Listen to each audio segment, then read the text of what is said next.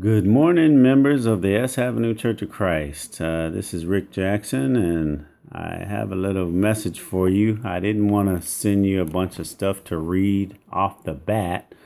I at least wanted to tell you and explain a few things, and hopefully that will give you the motivation to read a few things that I do have that I'd like you to take a serious look at and contemplate as to the future direction of the church.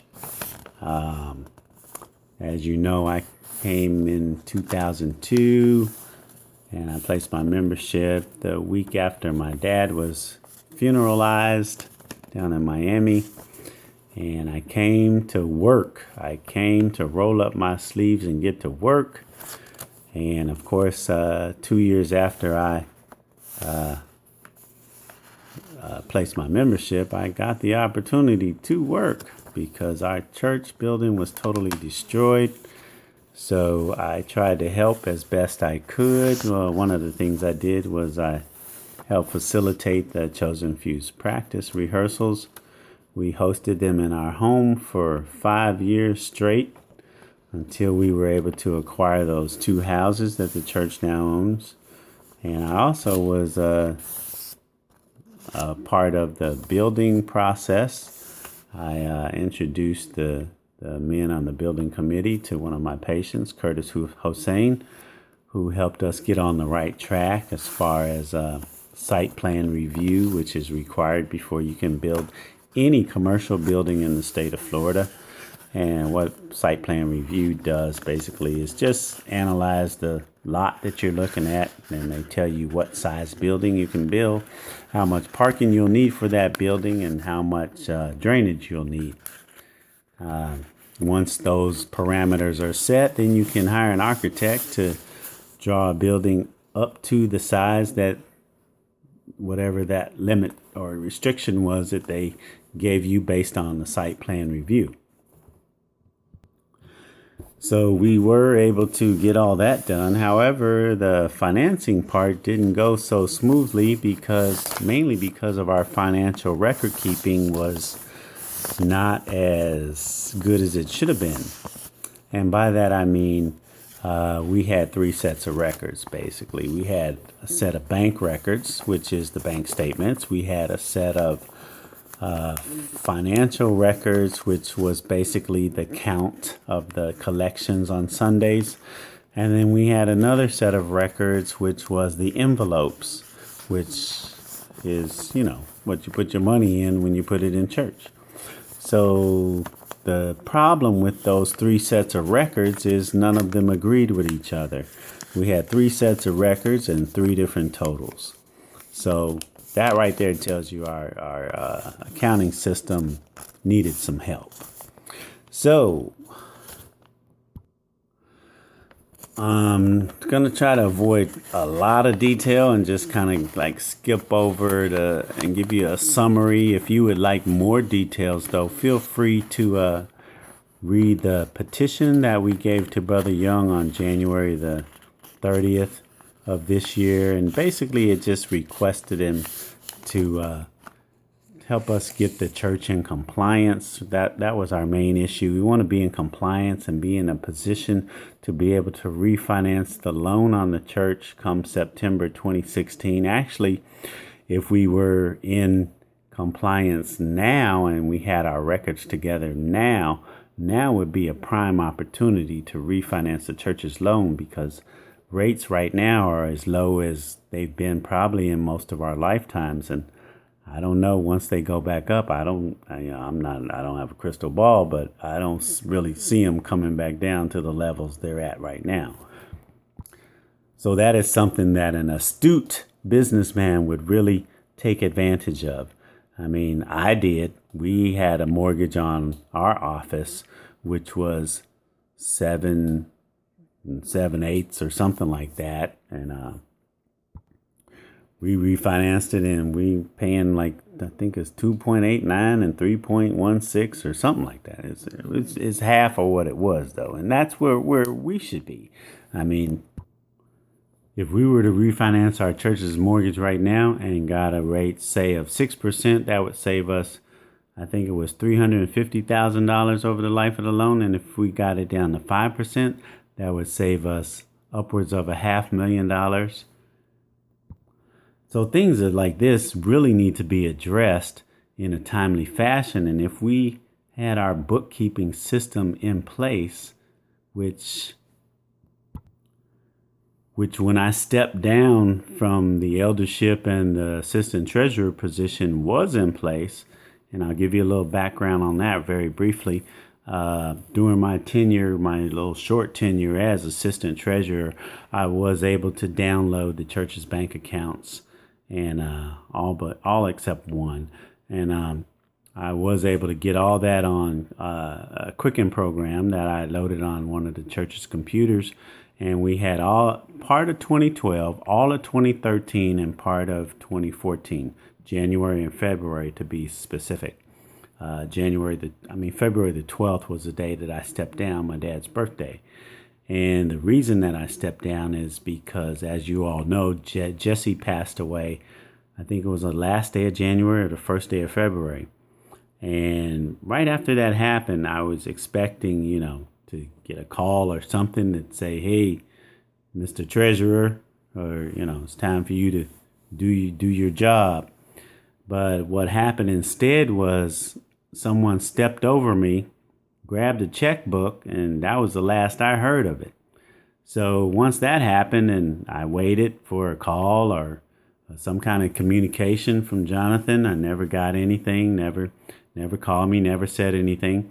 So that let me know right there that one or two things was going on. Either they didn't want me involved or they didn't want me to know what was going on. So based on that, I couldn't really accept an eldership appointment in an organization where I felt like I was being left out of the loop, so to speak.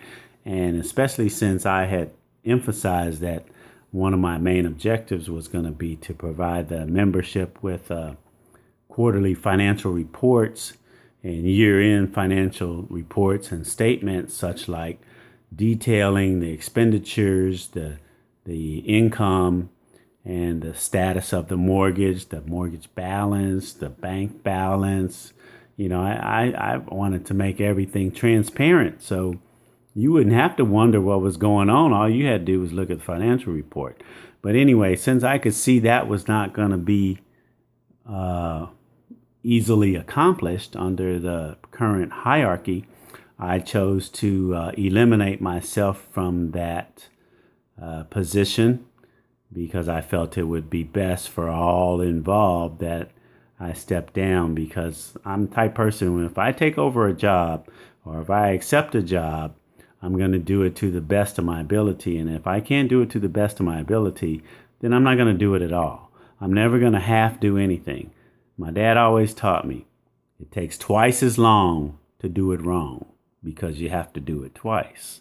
So I'd rather take a few more minutes, get it right the first time, than to do it twice. So anyway, as I was saying, once I stepped down, I had previous to my stepping down, I had downloaded all the accounts and got everything up to date. So all they had to do was continue putting in the transactions, the deposits, the outgoing checks and such like. And at the push of a button, we could have generated any report you wanted to know. How much did we spend on electricity? How much did we spend on the phone? How much did we spend on cable? How much did we spend on cleaning? How much did we spend on whatever you wanted to know? It would have been possible. But for whatever reason, the powers that be decided that they did not want to stay on that protocol. They did not want to stay on that path. They chose a different path. And if you ask me, it's a path of non-transparency. And the reason I call it that is because of this. As many of you may or may not know, my membership was terminated on April the 15th of this year of our Lord. And I received my letter this past Monday, April the 20th. And as a result of receiving that letter, I kind of lost it on that Monday. And so I sent out a mass email And I know I was wrong for that. I did apologize for it. But I was able to clear my chest. I was able to get that thing off my chest. I've been holding this in for so long. The little text that I read was nothing compared to what's really inside my head rattling around. And anyway, uh, the powers that be decided that it's best for me to be excommunicated or terminated or what have you. But once that was accomplished, then there was nothing barring me from speaking my mind, because we do live in America, and we have an amendment that guarantees, freedom of speech. So I spoke on Monday. I spoke electronically, and I made sure Jonathan got a copy of everything that I spoke that day. And a few of you others probably got a copy of it too. But if you'd like to see a copy of it, I'll make that available to you as well. But as I was saying earlier, I'd like you to really read our petition that we presented to Jonathan and read the attachments associated therewith. And it will paint you a vivid picture of how we've been trying to intervene in this situation over the past 18 months to 2 years, and we've literally made no progress. Now, back at the end of March, Gene and myself, Brother Gene Savage and myself, both made a lawful request according to some Florida statute. That request was made for information relative to the business meetings that had been ongoing for the church, because we wanted to try to find out, where we were in this process and how we were looking as far as applying for that loan in come September. And somebody doesn't want us to see that, because it was the according to the statute, you get 10 business days, and that information would have been due to Gene on April the 15th and to myself on April the 16th. But we both received letters dated April 15th terminating our membership at the S Avenue Church of Christ.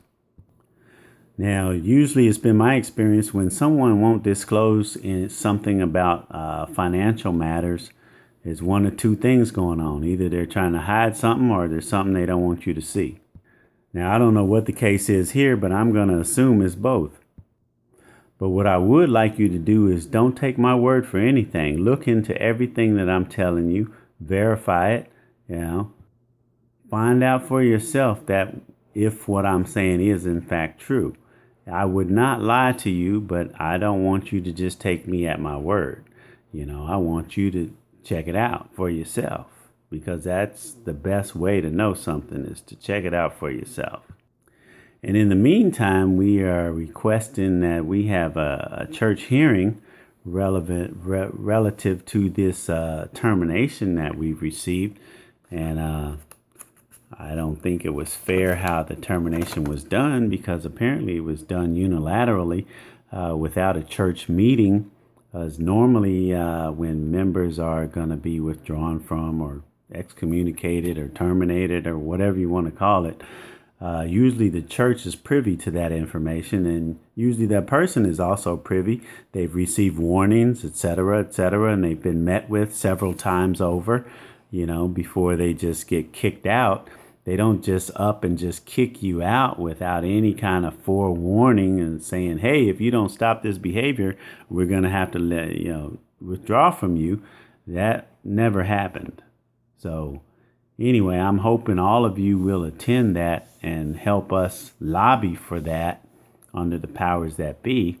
I know it's going to be an uphill battle, but that's what needs to happen. I need to get my name cleared, because I don't feel I've done anything wrong. All I did was ask for information that is supposed to be lawfully available, and I followed the procedures to do that, and as a result, my membership was terminated by Jonathan Young and the acting spiritual directors. I have no idea who the acting spiritual directors are. I don't know if I know them, if I've met them before, or if I've never met them in life, but whoever they are, they wield a lot of power. They obviously have a lot of power, because they kicked me out and they kicked Gene out. And if you ain't careful, they might kick you out too. But seriously, we do have a boatload of information, and if you will avail yourself to it, you will be educated, and the best consumer is an educated consumer. And I believe that when you spend your money, you should know where it's going, what it's being spent on, how it's being spent. And if it's not being spent correctly, I think you should know that too. You should have a right to know that. And if you can't know what, how, or who, what, and how, and where, then there's definitely something wrong. And you should take a look into that, why it's that way. And I would encourage each of you to read my rant, as it's very informative as well as all the other information we have in that Dropbox relative to the petition that we turned in to try to get our church in compliance, so that when we need to apply for that loan next year, we will be successful. Because as you know, when you pray to God for things, you don't just pray and then go lay down. Like if you were looking for a job, you wouldn't pray for a job and then the next morning just lay in the bed and wait for a knock on the door.